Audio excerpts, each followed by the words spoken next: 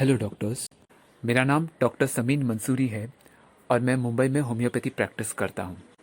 ये मेरे YouTube channel का पहला वीडियो है और मुझे उम्मीद है कि इससे आपको होम्योपैथिक दवाइयों के माइंड रूब्रिक्स को समझने में आसानी होगी। ये क्यूपर मेटालिकम एडल्ट पेशेंट के वीडियो सीरीज का पार्ट 1 है।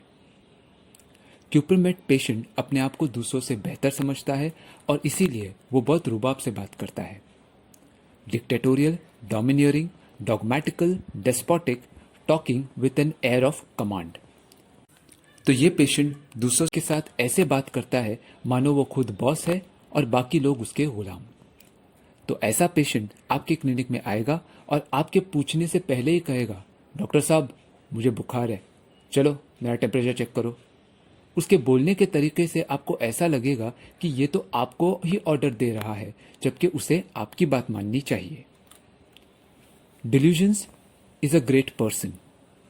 डिल्यूजन्स एक ऐसी सोच या विचारधारा होती है जिसे सिर्फ पेशेंट ही सच समझता है और खुद के तथा दूसरों के समझाने पर भी वो अपनी इस निजी सोच को बदल नहीं पाता है।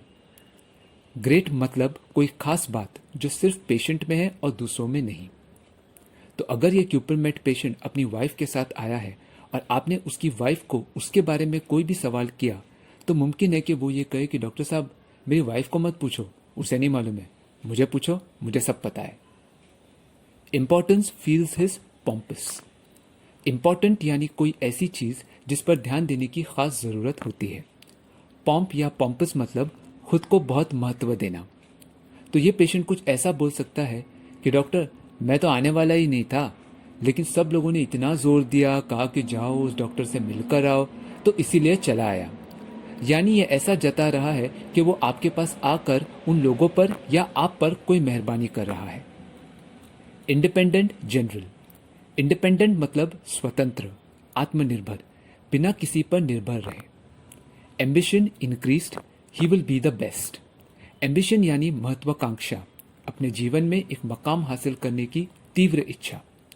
तो पेशेंट सिर्फ डॉक्टर या इंजीनियर नहीं बनना चाहता, बल्कि दुनिया का सबसे अच्छा और सबसे काबिल डॉक्टर या इंजीनियर बनना चाहता है। इसीलिए इस लक्ष्य को पाने के लिए वो जी तोड़ मेहनत करता है। तो क्यूपरमेट पेशेंट अपनी लाइफ में कुछ अचीव करना चाहता है और वो ज्यादातर समय सब कुछ अपने आप ही मैनेज करता है। वो अपने बलबूते पर अपना अलग से बिजनेस एस्टैब्लिश करता है और कामयाबी भी हासिल करता है। Duty, too much sense of duty and responsibility strong.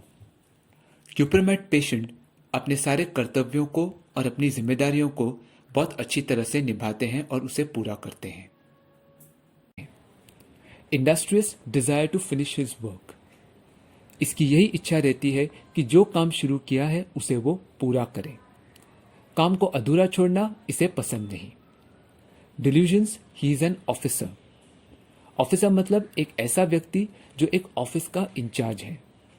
तो क्यूपरमेट पेशेंट को ऐसा लगता है कि वो सब चीजें मैनेज कर रहा है और दूसरों को भी यही कहता है कि अगर कोई बात हो तो वो सबसे पहले उसे आकर बताएं। Anxiety about his family, anxiety about his children, anxiety others for, sympathetic compassionate.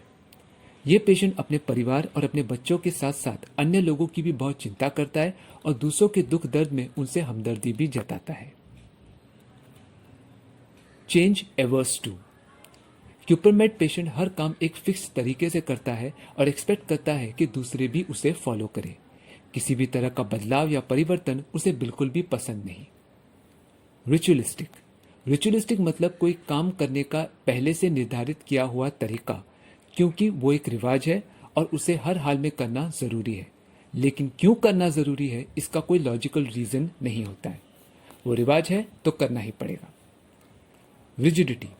Rigidity यानी कठोरपन या सख्ती। क्यूपरमेट रूल्स को इतनी सख्ती से फॉलो करता है कि अगर किसी ने भी कोई भी रूल तोड़ा तो उसकी खैर नहीं। जैसे कि सुबह 9 बजे डाइनिंग टेबल पर सारे परिवार को आना पड़ेगा और कोई भी देर से आया तो उसे उस दिन का नाश्ता नहीं मिलेगा, चाहे कुछ भी हो जाए। Delusions, he is a general. General शब्द आर्मी ऑफिसर के लिए इस्तेमाल किया जाता है।